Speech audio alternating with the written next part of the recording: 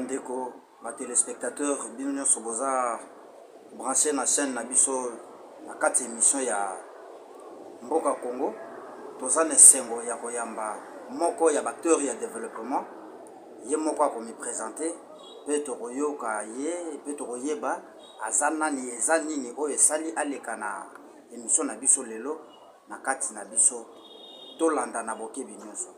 Mbote ndeko. Mbote ndeko John. Merci to sepeli ko yamba yo po te bana mboka nyonso bazolanda yo. Tolingi to yeba kombo na yo ezana nani? Ouais, kombo na ngai Maître Evra Lopez Muketi. Naza président ya fondation Graine Verte Congo. Merci maître. Oza président ya fondation Graine Verte Congo. Ouais. Na Graine Verte Congo, je pense bolobé la capé développement. Sûrement développement. Alors tant que acteur ya développement, ozo kanisa nini concernant pollution otoza nango na mboka na biso, pollution sonore te, mais pollution ya saleté, insalubrité oza na kati ya mboka na biso. Ozo kanisa nini? Non, en fait, insalubrité y a Kinshasa. Ils ont fait réfléchir mingi. Nous avons bakonzi lokola son excellence monsieur le gouverneur, le premier citoyen de la ville, le gouverneur Gentini Ngobila Mbaka, qui se bat bec et ongle à la limite du possible. On a kin bopeto, on a recyclage de bouteilles en plastique, on a combi sarabat na ba venu, tout ça. Donc il se bat vraiment pour ça. Donc pollution et environnement, ils ont ma makasi et comme un niveau mon boye oyo et ici na biso to réfléchir, on a la grande verte to réfléchir à mingi sur yango. Je pense maintenant depuis le lancement il y a recyclage, il y a bouteilles en plastique. Ça fait déjà 2 ans si je ne me trompe pas. Alors, résultat, il est aussi déjà, Banda a lancé projet na yewana, il y a recyclage, il y a bouteilles en plastique. Et d'obtenir déjà nini. Est-ce que c'est déjà tapis des solutions, moi qu'on a pollution, il y a insalubrité. Non, en fait, dans un problème a été déjà. Je ne sais même pas comment ça se passe là-bas. Mais tant total, là, Kinshasa, on constate que rien n'est fait. Rien n'est fait. Pourquoi? Parce que peuple quinois, peuple mokoyo, mutu, ici béba, mentalité, ils ont pourri. Peuple quinois seulement. Oui, peuple quinois, mon cher. Na mboko yo idiofa. Na inchome. Je te dis, na cause toilette. Na mboka, toilette na mboka. Na idiofa. Très propre. Toilette à cimenter, ya dalté. Ya mabélé, très mal fraîcheur. Na kuti, excusez-moi, tout fité likolo ya eska ya osala nzongo. Na kuti yango te. Mais tellement na Kinshasa. C'est très sale. Donc je dirais que peuple congolais et en particulier peuple quinois, la tête est déjà pourrie. Ils ont payé ça, résultat. La tête du peuple congolais ou peuple quinois est pourrie. De quelle manière? Le lengeni ni mitu na bango eza ko. Ngai na koza la philosophe te. Na ko expliquer na bo pété. Pe bandeko ba otala biso ba comprendre on azoloba. Oui. Fulu. Balongoli fulu na 10 heures, balongoli fulu. Balongoli yango. Na 10 heures juste. Na 10h20 fulu les zones. Qui a remis dans la poubelle? C'est lui-même le peuple. Donc, ça me dit que le peuple quinois, tout et c'est béba. C'est-à-dire, le peuple quinois, c'est complaire, c'est béla, na salité. C'est le peuple congolais, mais pour nous autres, c'est na balabala. C'est pour dire quoi? Tika et c'est béba. Nous avons besoin d'azate. C'est mentalité. Pourri et décimé. Alors, dans ce cas, Mokonzamboka, son excellence, M. Ngobila, a eu des idées à Ningwana, à tient terrain. Azokuta na mentalité wana oyo eza incompatible na ba mission oye azozwa azotia na terrain. Alors maître, maintenant concernant la pollution, pour milangio yo eza na kati ya mai ezochola esila, est-ce que yo za content na prix yo batie 1 kilo na 100 francs congolais? Alors 1 kilo pour sac wana etonda, il faut combien de bouteilles na kat yo yebite ngai pe na yebite. Alors par là, pour que esila rapidement, il faut ba sala nini, ba continuer kaka na koteka 1 kilo na 100 francs congolais. ou bien comment selon you? Non, pour ici, là, c'est même pas. Est-ce que pour la propriété, est-ce qu'on vend, il faut payer son bon? Ngai na yebi te, hein. Voilà, donc c'est ça. On n'a pas besoin d'argent pour rendre propre son environnement. Et on trouve dans la grande verte que il faut Congolais alinga environnement puisque ça vend là.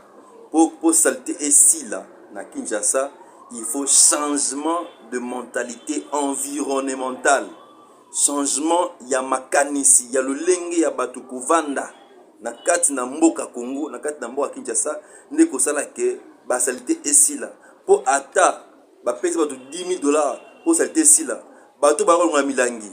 Ceux qui ba kei tant ba rozonga ba kuta so milangi wana. Donc parce que musu ba ya boka milangi. Pe e comme ashida, te boka milangi pour te mbongo. Ici, il faut dire que pour que le Congo redevienne le Congo de l'époque, kin de l'époque, il faut changement ya mentalité, ya peuple yemoko. Or, changement wana ekoya vai quitter. Il faut ba kata biso mitu, biso banso 15 millions de têtes coupées.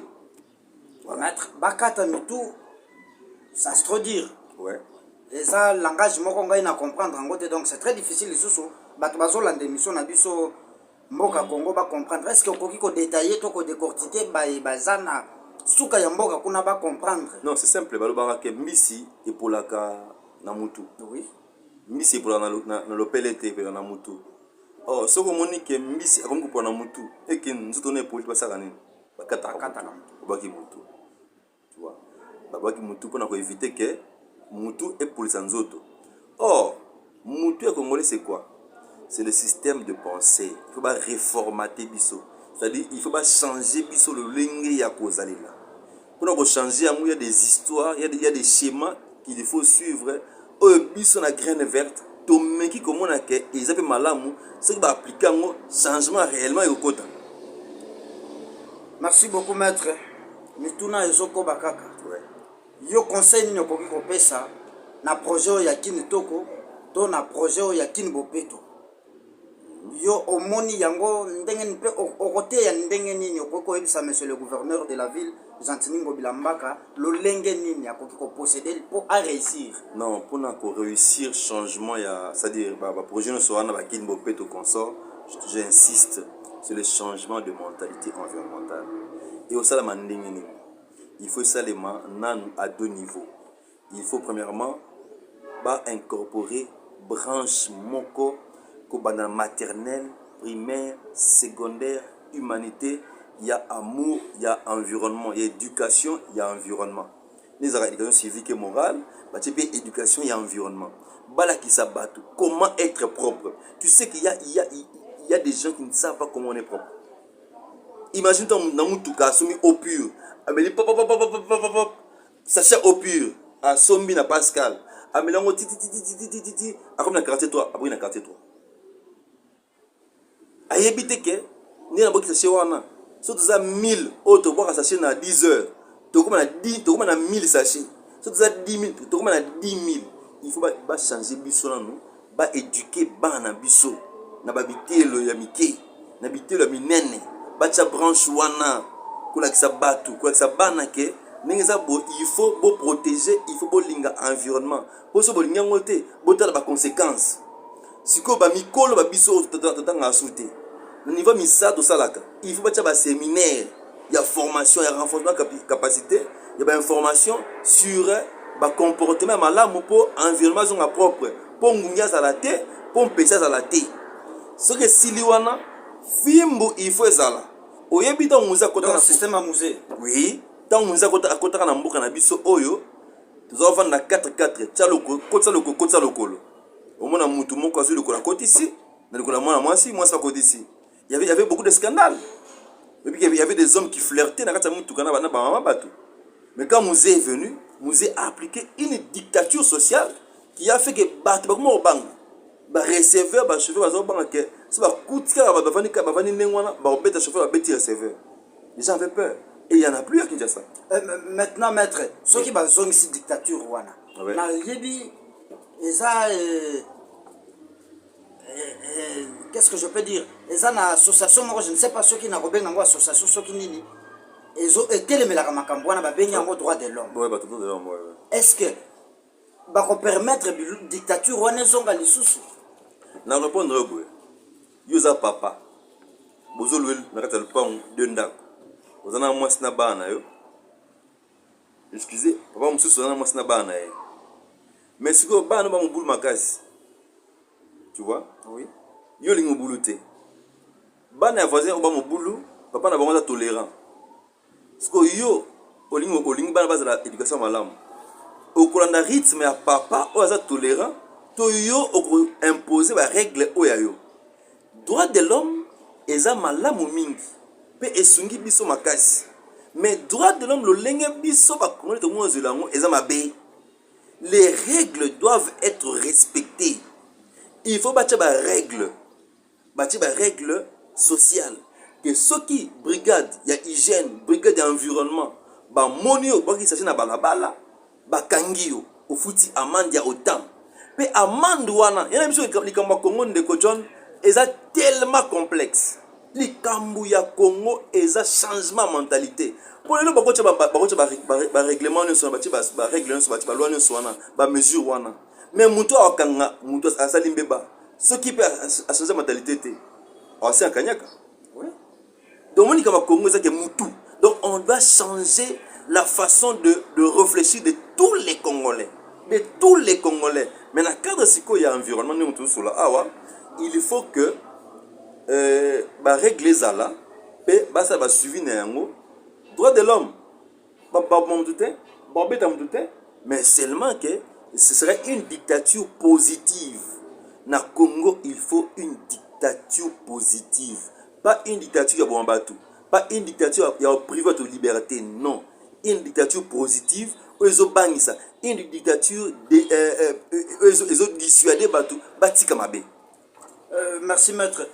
Mais mbala mususu na mona kyo kaka na émission na biso yo mboka Congo ozalaki kolobela pe ozaki na pasi na motema komona bandeko na biso bakufaki na wenze ya Matadi Kibala na câble ya courant. Ouais.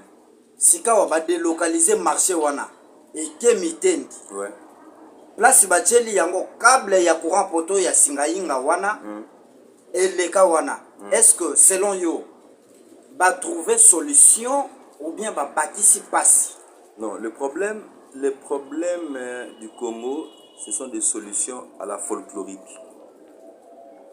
Les solutions excusez-moi les termes les solutions concériques. C'est-à-dire la solution Moroboye. Non. Donc pourquoi ça l'influence? Voilà. Cette histoire appelle une réflexion profonde. Il va délocaliser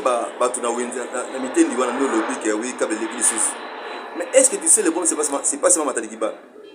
Et bon à Singainga na Bibwa. Ah bon, et ça les sous bon na Bibwa. Ceux qui ont Singainga na Bibwa au petit quartier intérieur des gens qui habitent qui ont construit sous les courants de Singainga. Mais est-ce que l'État congolais est bien bon? L'État yebi. Le problème c'est que l'État congolais a mis comme ça mboa ou à soi gâté. Baba la porte chez méchant. Mais ce côté mboa moi bébélé. Mboa c'est bébélé. Ndi bangala balobaka c'est bébélé. Maître yo au côté ya bango lokola nini tant qu'acteur il y a développement il y a fondation Graine Verte Congo Asben. Oui. Au côté il y a l'État congolais nini n'a pas danger à jouer exposer les populations. Non en fait ce n'est pas l'État qui expose. C'est le peuple lui-même qui s'expose. Moni, il va kondi, baut na peuple. Hein? Oui. C'est ce que je te dis, il faut le changement de mentalité. Maître. Avant l'État, oui. Au lobby, peuple yango moko ezo s'exposer. Ouais. Mais moi je pense que c'est faux. Parce que bato bazo tekela bato lokola dossier ya Singainga où tu peux évoquer tout à l'heure awa. Bato bazo tekela bato mapango wana esika poto ya Singainga eleki. Et ça l'État n'est-ce pas? Bourgmestre aza l'État. Yoka. Bourgmestre uta. Bourgmestre uta na ngambo ya peuple avant kende kuna na l'État bien sûr. Soki na peuple a changé mentalité. Tant comme bourgmestre osani. Bien sûr, à changer de mais comment on condamner qu'un peuple alors? Écoute, le mal, c'est le peuple congolais. Sikoyo, l'État congolais en aval, il faut avoir des mesures, il y a sensibilisation, il y a éducation populaire. Mon Kondi Fati sera au deuxième mandat, il faut se baser dans le changement de l'homme congolais. Au début de Kabila, tant que pouvoir, de Kabila lobby, j'ai échoué. Pourquoi? Je n'ai pas su changer l'homme congolais. Le problème, ce n'est pas l'État congolais. Les problèmes, ce ne sont pas les mêmes. Ce n'est même pas le Parlement, ce n'est pas la présidence, mais c'est l'homme congolais. Vous comprenez? Donc, il faut l'État aux asiko, conduire aux asiko, il faut changer notre comportement, changer la mentalité, et base à mesure non folklorique, pour ça là que tant on va poser un acte, va poser en amont et en aval, pour délocaliser, mais en délocalisant, qu'est-ce que vous avez fait en aval? Il faut que ça va tout que boss landa wana ya kuvana na singainga eza malamu te et bomaka tawa ndiko bakufi. Et pour il faut des mesures draconiennes drastiques, c'est-à-dire baye bakutu na singainga batuna tekila kayo mtungingani il faut zater babuki nous attaquons bakangi. Mais ça appelle le changement de mentalité. Nous, on a graine verte, on insiste. Il faut que l'État congolais change les mentalités. Yabatou. Naba, éducation populaire, éducation de masse. Mais à Kaboliango, et qui n'habite le Mike, n'habite le Minene, et qui n'habite misala Yabatou. Au sein de la fonction publique, il y a un séminaire de sensibilisation. Et, à niveau il y a l'État, va renforcer brigade et environnement.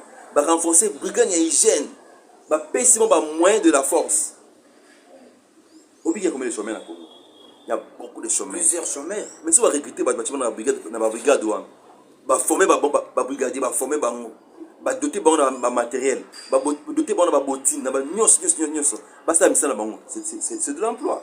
Oui, oui. C'est de l'emploi. Maître Tozana Mutuna Nabiso Moussous peut-être Yasuka, ou être émission Nabiso et comme Kende Naposila. Concernant Potozolo Belakaka environnement, concernant embouteillage, embouteillage aux Salima na ville province de Kinshasa. Peut-être na yo mokopé et comme ça yo retard na musala. Tout à fait. Et ça ba makamusu so ratara pour embouteillage. Tout à fait. C'est le chauffeur au bazama beto le roulage.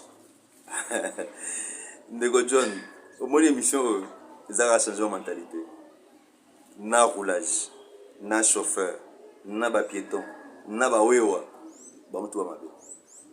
Comment ça expliquer nan mabe ya mutu na ngambu na ye za wapi? Tout conducteur a mis tout cas apprécié. Il y a aucun conducteur à apprécier. Bango tout ba apprécier. Même yo pe na voiture na yo za apprécier. Pressé, pressé. Bango tout, moi je connais, moi tu connais, moi il connaît, moi nous connaissons, moi vous connaissez. Donc trafic d'influence. Donc tout le monde est pressé. Il y a mon ablour ça c'est quoi? Tout le monde est pressé. Est-ce que tu me connais? Le Bakunangai. Baroulage, Bambazoya, Tokanga.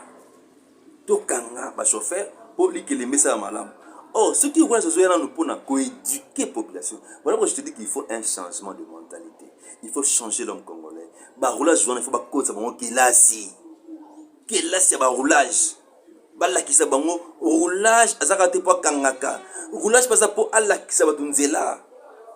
Na système en bota lika soit ta pour recycler bango vraiment et aussi là pour recycler ba renforcer système de paiement ba redevance wana il y a ba contravention wana hein à ceinture te ba tire $10 par exemple et alors vous dans bota lika soit vous taper dans bureau à l'état et ba roulage ba prime na bango ya quinzaine imagine roulage à prime à quinzaine ba payer $300 quinzaine na kotika muibi fa kotika parce ba kangiye ba longolé après comme ça.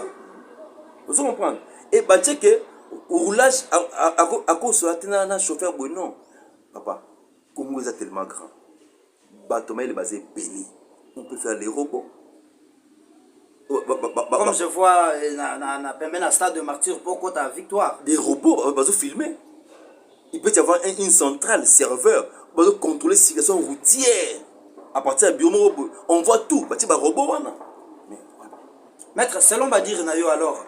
Faute eza ya salaire ba pesa ka bango te yango lisusu ezotinda bango ba banda ko tracasser ou bien salaire za mon cher frère faute ya Congo eza faute ya baindividu salaire kutu obi moto mosusu akozala boye aza domestique pa patron mo apesaki $150 pas un grand patron matikala fidèle ayiba te asala mabe te 10 ans 15 ans 20 ans bazali Oui. c'est une question ya mentalité les bonnes manières le savoir-faire le savoir-vivre a laissé place au savoir voler savoir mentir savoir escroquer liloba na yo ya suka mpona changement de mentalité ya mboka na biso mingi ya ville province de Kinshasa. Après moi liloba lisusu na fondation Graine Verte tant que président fondateur ouais. la fondation topesi merci mingi na gouverneur na mokonzi ya mboka mokonzi Félix bazobunda mpo mboka eza mwa allure tosengi na bango bazwa toutes les mesures bazwa tous les mécanismes en compte bapesa mateya na bana biso baza na maternelle primaire secondaire humanité na bacampus bando changer de deux mesure ya filme efo ezala